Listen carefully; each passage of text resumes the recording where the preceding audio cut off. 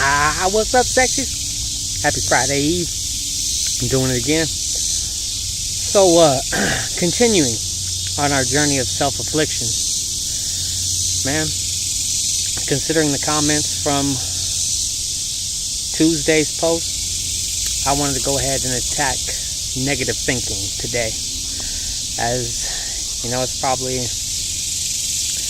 one of the biggest causes of depression anymore these days. That vicious cycle. Cycle of repetitive, destructive thoughts that carry such a huge negative emotional tone on us. And, sometimes it's really hard to address, to beat out.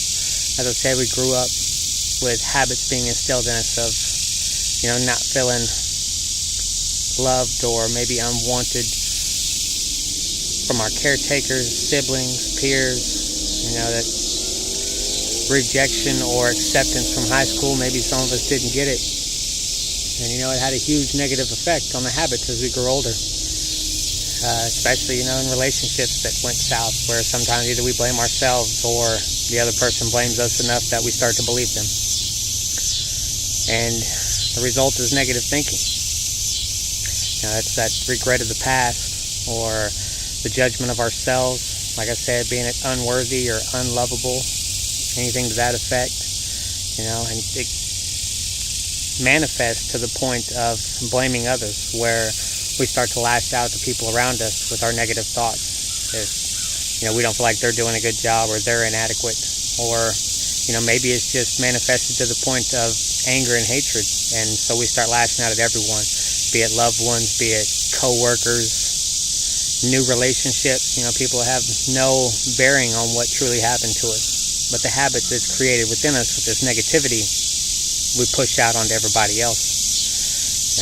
And some of us, it's been so instilled in us that the anticipation of a bleak future is kind of what really weighs on us. Seeing something, he's a great girl, or she's a great girl, or he's a great guy, but I just don't see it going anywhere.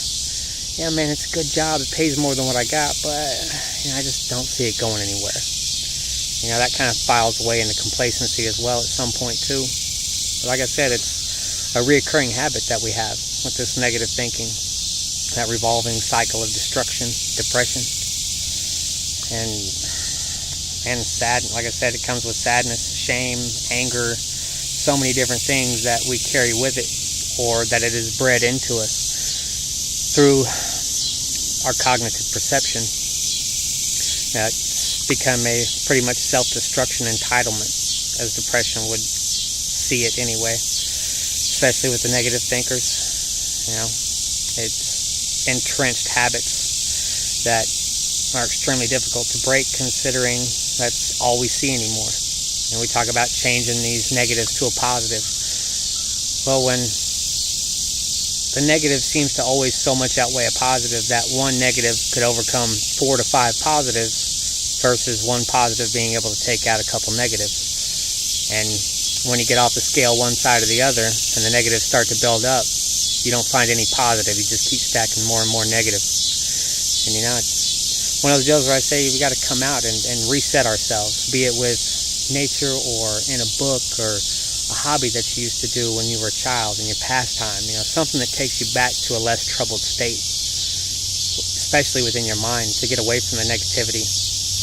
But on that note, like I said, these things become habit. They become instilled in us within our minds, and when some of us do take that opportunity to reset, that default mode, should we say, and that default mode is actually just another depressive state that we reset to, because that's how we've wired ourselves to this point, is the negative. And that sucks. It's depressing. And to go a little bit deeper with it, with my knowledge, the posterior and anterior cingulate cortexes, accompanied by the ventral prefrontal cortex, the cycle. The prefrontal would be the one that we would have the problem in, where we can't define the negative versus the positive. it's become so instilled with us as a negative that even if it may be something positive, the weight of it is minute, so it's not enough to cancel out.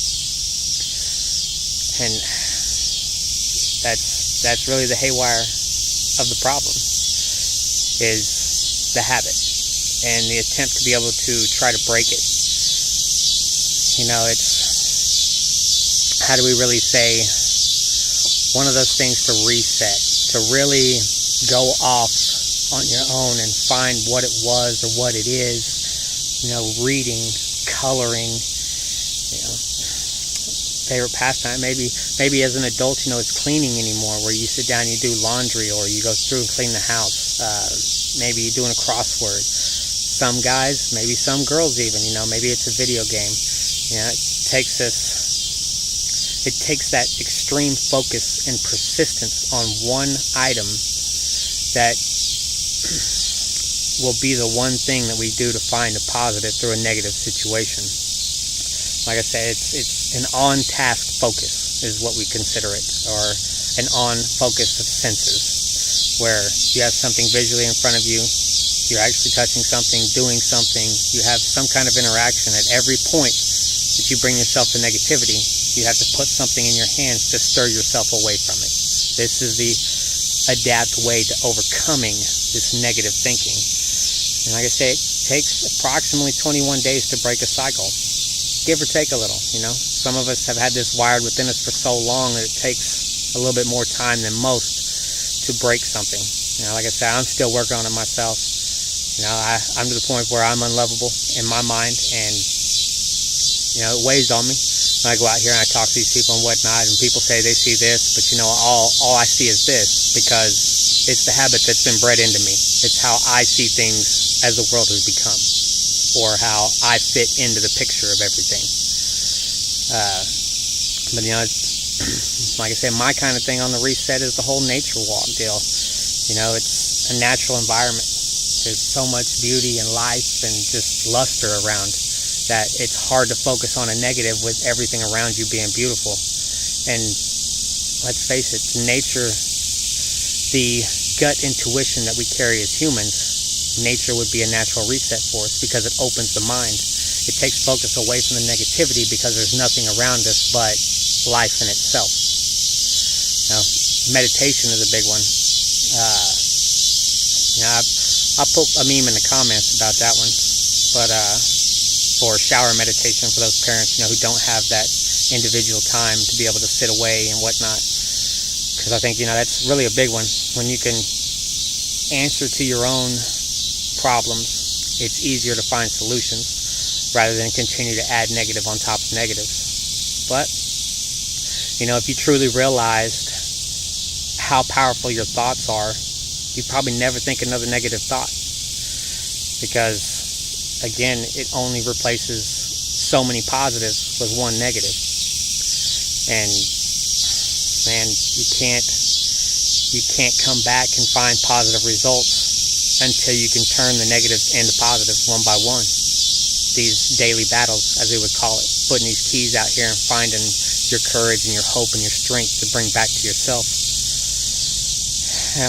You can't be negative and be awesome at the same time. It just doesn't work that way. You have to choose one or the other. You got to put down a bag. Truly takes us back to the video, carrying our baggage around. But even when our plates are empty, they're still full of our thoughts. Do we dream of a glorious breakfast, or is it all this negativity and nothing but poison in front of us that we continue to eat? You got to decipher the codes. You got to find what would be the key aspect to find a positive in everything negative, be it at the job, be it at home, anywhere you go, because there's negatives all around. Negative people, negative things in this world, bills. I hate to say it being a negative, but it's the truth. Things will bring you down, but you always got to find a way to bring yourself back up. Love you guys. Y'all stay up and stay beautiful, and as always, I'll see you around.